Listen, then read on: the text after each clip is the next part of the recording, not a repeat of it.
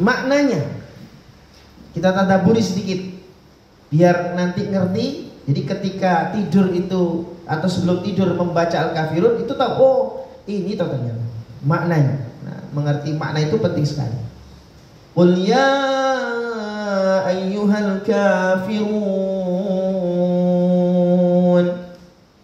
Katakanlah, qul itu katakanlah, ya ayyuha, wahai al-kafirun, orang-orang yang kafir. Jadi asbab turunnya atau sebab turunnya surah Al-Kafirun ini ternyata pernah ada utusan dari orang-orang kafir itu yang ngajak diskusi, ngajak negosiasi kepada Kanjeng Nabi Muhammad. Sekelompok mereka kemudian datang kepada Kanjeng Nabi lalu bilang kepada Nabi Muhammad, ya Muhammad, gimana kalau kita rukun-rukun saja? Maksudnya gimana? Begini, gimana kalau kami ini 1 tahun menyembah Tuhanmu, tapi setelah itu tahun berikutnya gantian kamu dan umatmu menyembah berhala-berhala kami, Tuhan-Tuhan kami. Setuju nggak? Kalau gitu kita nggak usah perang-perangan tuh, rukun kita, damai kita. Ya, udah, woles, santai pokoknya mis. Pokoknya syaratnya seperti itu. Gimana? Mau nggak? Nah, akhirnya Nabi Muhammad minta petunjuk pada Allah. Ya Allah, gimana ini? Datang orang seperti ini. Wah, ditegasilah oleh Allah. Qul ya ayyuhal kafirun. Katakanlah ya Muhammad, wahai orang-orang kafir. Tegas. Hei orang-orang kafir. Ya, ditegasi. La a'budu ma ta'budun. La, tidak akan a'budu, aku menyembah, ma ta'budun, apa yang kalian sembah. Aku tidak akan menyembah apa yang kamu sembah. Meskipun kamu mau ngasih mas-masan, perak-perakan, mau ngasih harta, mau ngasih istri yang cantik, mau ngasih apapun, ya, nggak akan terpengaruh. La a'budu ma ta'budun, aku nggak akan menyembah apa yang kalian sembah. Wala antum 'abiduna ma a'bud. Wala, dan tidak pula antum, kalian-kalian itu abiduna, akan menyembah apa yang aku sembah. Loh, enggak kok, tenanan, kita sembah juga. Meskipun mereka orang kafir itu seolah fisiknya tampak menyembah Allah, tapi sebenarnya hatinya tidak. Ya, jadi kalaupun misalnya tadi itu permintaan tadi itu, ya wes, coba dulu. Orang-orang kafir sholat, kira-kira diterima nggak sholatnya? Enggak. Kenapa? Mau hanya ketok fisiknya. Hanya kalau kita sholat jangan seperti itu. Seperti misalnya orang kafir yang nyamar jadi muslim lalu menampakkan salat, minimal disebut munafik. Ya, itu. Makanya diwanti-wanti betul. Ya, muslim itu diwanti-wanti betul. Kalau salat hadirkan bukan hanya fisiknya yang salat, tapi batinnya juga salat. Pikirannya salat, perasaannya salat. Jangan pas salat masih baper. Aku mau dirasani, aku ini kira sedih, dirasani. Akhirnya sholat malah bapernya dibawa. Ya, perasaan yang tadi mungkin dirasani orang, dicibir orang, atau apa kebawa di dalam sholat. Ya masih diingatkan. Nah, ini berarti nggak sholat. Ini berarti sholatnya belum sempurna. Jadi ya, meskipun kemudian apa nggak dapat pahala Ustaz? Apa nggak sah? Secara fikih sah. Apa nggak dapat pahala? Bisa dapat pahala, karena katakan Nabi, ada loh orang yang sholat pahalanya separuh, 1/8, 1/4, 1/3, ada. Nggak utuh. Ya tergantung bagaimana dia pikirannya, kefokusannya, khusyuknya, tumakninahnya, maka nilainya itu ternyata bisa beda-beda. Masya Allah. Ini ditegaskan oleh Allah. La a'budu ma ta'budun wala antum 'abiduna ma a'bud. Nah kok setelah itu diulang lagi. Diulang lagi. Ini yang kadang-kadang ibu-ibu jadi ketukar-tukar. Ya, tapi kita harus tahu maksudnya kenapa kok Allah mengulang sampai 2 kali. Diulang lagi. Wala ana 'abidum ma'abatum, dan aku tidak akan pernah menjadi penyembah apa yang kamu sembah. Wala antum 'abiduna ma a'bud, dan kamu pun tidak pernah pula menjadi penyembah Tuhan yang aku sembah. Diulang-ulang ini maksudnya apa? Nah inilah pentingnya. Kenapa kok Allah mengulang dengan pernyataan yang secara esensi sama? Kenapa? Nah, jadi ini saat sebelum tidur diingatkan juga ini. Kenapa kok ditegasi gitu? Ketika Rasulullah diminta 1 tahun, ya negosiasi 1 tahun menyembah Allah, 1 tahun menyembah berhala. Kemudian dijawab dengan tegas seperti itu, no. Ternyata kata para ulama, ya, yang pertama, kenapa kok bisa diulang-ulang seperti itu? Ada 3 penafsiran, ada 3 penjelasan. Nah, penjelasannya harus dipahami. Yang pertama, kata para ulama yang masyhur itu kata Imam Ibnu Jarir, maknanya adalah takkid. Takkid itu artinya penguatan, penegasan. Ya, sama seperti surat-surat yang lain di dalam misalnya Alam Nashrah, fa inna ma'al usri yusra, inna ma'al usri yusra, karena sesungguhnya sesudah kesulitan ada kemudahan, sesungguhnya sesudah kesulitan itu ada kemudahan. Ulang. Berarti jangan merasa sulit terus, karena kalau sulit itu dijalani, difikirkan, dicari solusinya, pasti akan nemu kemudahan. Gak mungkin kok sulit. Pasti ada solusi, pasti ada kemudahan selama mau ikhtiar, berdoa juga ke Allah. Nanti Allah akan bukakan inspirasi. Oh, ternyata ini cara. Kalau sudah punya ilmunya, maka sama seperti orang-orang yang menemukan penemuan-penemuan. Ya, dulu ceritanya mobil itu nggak seperti ini modelnya. Mobil itu kayak geledekan itu, terbuka. Terus kereta api itu, kalau lihat kereta api tahun berapa itu ada videonya. Itu ya, jalannya nggak dari bahannya itu gini, apa tuh namanya, kayak besi ringan, ya. Terus kemudian jalannya gini, ya, lucu. Mesinnya juga gitu, mesinnya apa nama, beluknya, asapnya itu, walah, yang belakang yang numpang itu walah kayak gosok kabeh. Karena gak ada penutupnya, masih sederhana. Ya, itu. Jadi luar biasa ya. Ya, jadi penemuan zaman dulu itu ternyata bertahap sampai akhirnya kemudian jadi kereta sampai sekarang, kereta cepat dan sebagainya. Ya, macam-macam, sepeda motor juga gitu, mobil itu juga gitu, semua bertahap. Ya, semuanya bertahap. HP itu juga gitu, sama, nggak seperti sekarang itu smartphone pinter HP-nya, ngalah-ngalahi orangnya yang punya sekarang, saking pinternya HP ini ya. Nah, HP kan bisa nyimpen apa saja tuh. Kayak tadi jenengan mau baca Al-Quran, lihat di HP. Ternyata HP kita itu hafid. Di dalamnya ada program Al-Quran ya. Hafal, Masya Allah. Ini takkid ya. Jadi penguatan, takkid namanya. Tafsiran yang kedua berkaitan dengan waktu, berkaitan dengan masa. Ya. Ini pendapatnya Imam Bukhari. Yakni la a'budu ma ta'budun wa la antum 'abiduna ma a'bud. Itu kata beliau, itu berkaitan dengan masa lampau.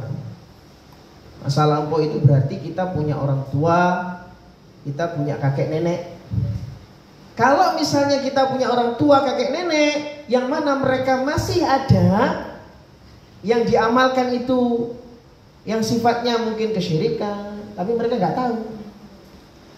Ya, Terus kemudian kita ke bawah, ya kita ke bawah, sehingga muncullah kemudian istilah-istilah, ya entah itu istilah gailo, ya istilah pamali, ya yang sebenarnya atau bahasa-bahasa lainnya. Misalnya kalau mau goreng ikan, ya baru beli ikan dari pasar, lalu kemudian lagi hamil,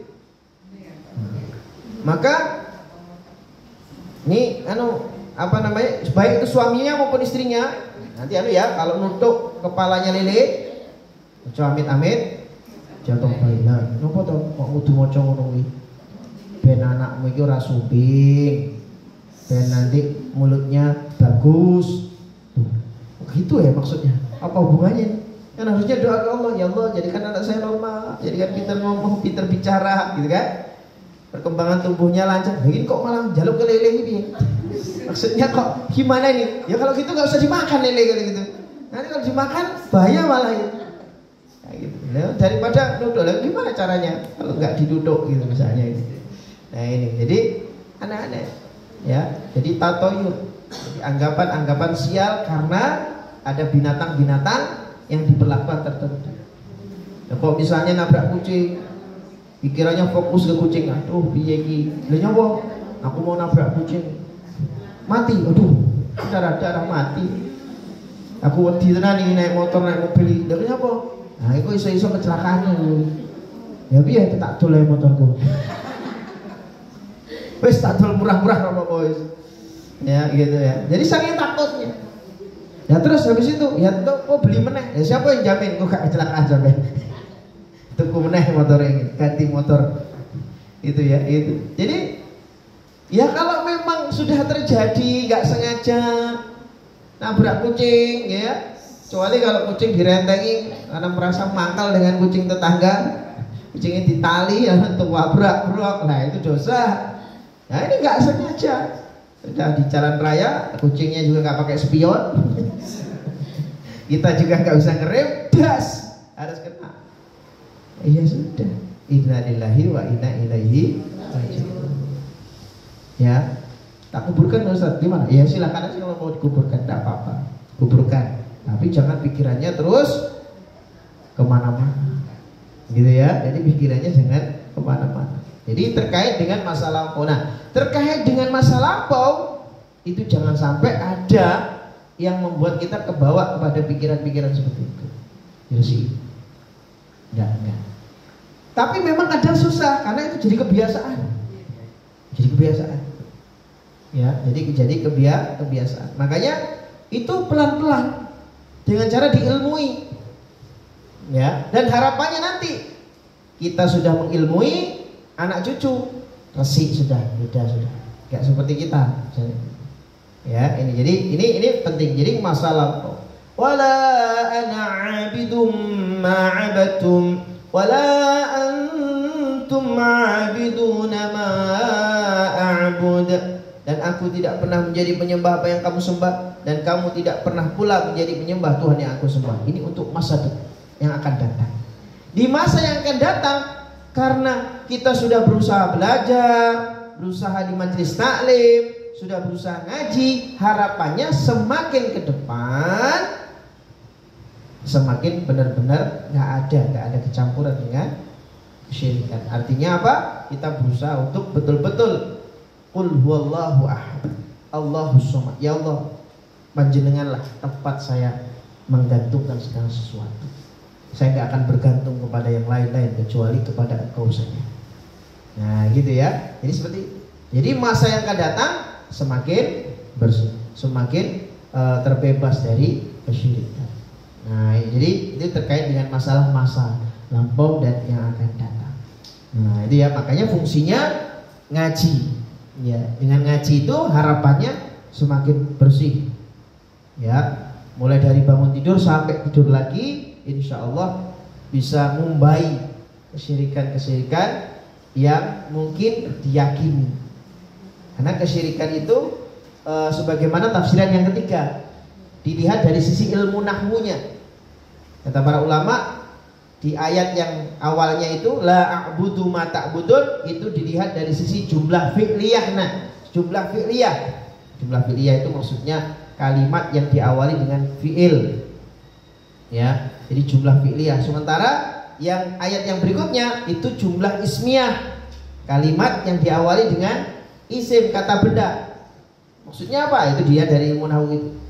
La a'budu ma ta'budun. Jadi setelah la itu a'budu, itu namanya fi'il, kata kerja. Makanya disebut dengan jumlah fi'liyah, kalimat yang diawali dengan kata kerja. Maka apa? Tafsirannya adalah dinafikan, ditiadakan perbuatan secara langsung menyembah selain Allah SWT. Jadi nusyawu kalau panjenengan misalnya rekreasi, ya, rekreasi di satu tempat yang di situ misalkan ada patung-patung, misalnya patung dewa Konghucu, ya, atau patung Bunda Maria misalnya, ya, kan ada ya, ada patung apa lagi? Yesus misalnya. Jangan jangan malah foto-foto, selfie. Ini tolong fotokan dong, foto. Nah, secara perbuatan tidak menampakkan takjub dan kagum dengan selain Allah SWT, kecuali hanya ke Allah saja. Apalagi sampai kemudian wah malah gini, wah sudah. Lah kok malah mlebu gereja segala macam. Ya, jadi malah ikut-ikutan. Kita cara ritual ini, oh ya wis tak bala-bala wis. Tapi cara bakar itunya piye? Cara bakar dubore, oh ini terus ini lalu minta sesuatu. Oh, ngono ya wis tak coba. Nah, kok malah ke bawah. Secara perbuatannya langsung ketok. Nah, ini enggak boleh. Ya, enggak boleh. Yang kedua, wala ana 'abidum ma'abattum, penafian atau peniadaan, ya itu dari kata benda, kata sifat. Artinya apa? Jangan muncul sifat pikiran. Perbuatan tadi sudah enggak. Tapi kalau sifatnya ternyata ditanya, sifat ini kan enggak kelihatan, keyakinan ini enggak kelihatan, ternyata ditanya sama orang, menurut jenengan agama selain Islam itu gimana? Oh, menurut saya semua agama itu bener kabeh. Tuh, bener kabeh? Iya. Ya nanti punya surga dewe-dewe, gampangane ngono kuwi. Loh, nanti jenengan keyakinan dalam Islam kayak gitu. Iya lah, menurutku ngono. Ya Islam itu ya, Pak. Hanya dia nggak ngerti. Orang kan ngerti. Ya mau Islam mau ngerti ini mau sholat. Ternyata keyakinannya seperti itu. Dianggap, kecuali beda ya kalau pernyataannya begini. Semua agama itu benar sesuai dengan keyakinan pemeluknya. Itu lain lagi. Nah itu seperti Pancasila awal-awal dulu. Ya, itu beda. Berarti pemeluknya nganggap agamanya masing-masing benar. Lucu, pemeluknya dia sudah meluk agama Buddha, habis itu nggak yakin. Sampai yakin nggak dengan Buddha? Sampai kan orang Buddha nggak begitu yakin ya? Nggak mungkin ya. Lucu masa kayak gitu.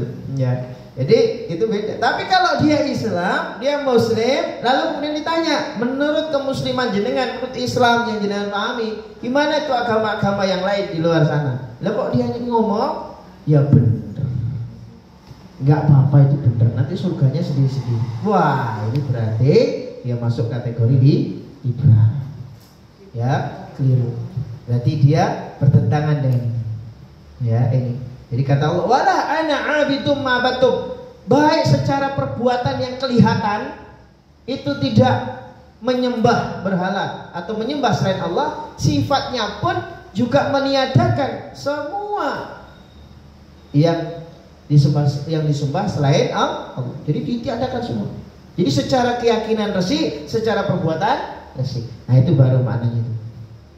Nah itu. Jadi jangan sampai jenengan punya pemahaman. Misalnya jenengan ini keluarganya kan dari keluarga besar.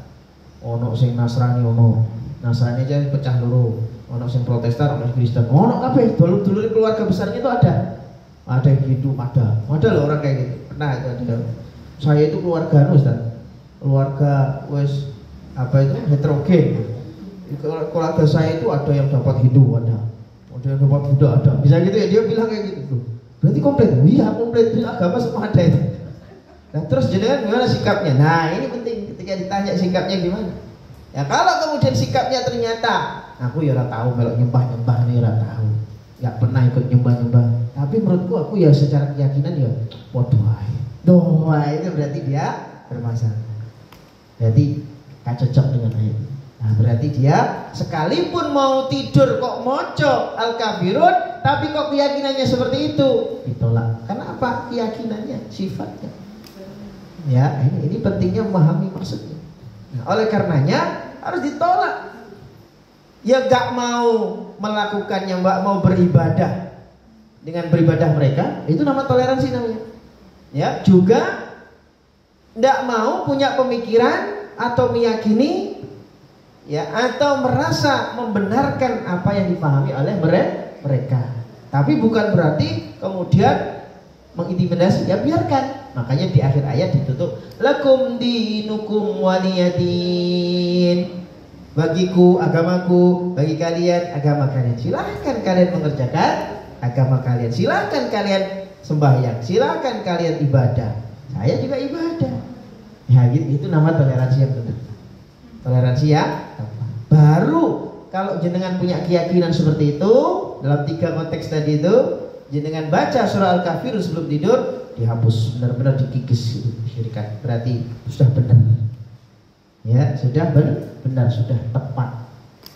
Tapi kalau tadi ternyata secara ini enggak pernah, omahe aduh, gereja-gereja aduh. Enggak mungkin itu. Tapi kalau ketika ditanya, karena mungkin saudaranya tadi punya macam-macam keluarga, tadi ada yang gini dan sebagainya, saking toleransi kebablasan, ya akhirnya secara pemikiran keliru, secara keyakinan dia keliru, meyakini bahwa itu agama benar, ya, meyakini itu keyakinannya benar, meyakini nanti surgane dewe-dewe. Nah, maka yang seperti itu harus diresi, jangan sampai ada, gitu ya, harus dibersihkan.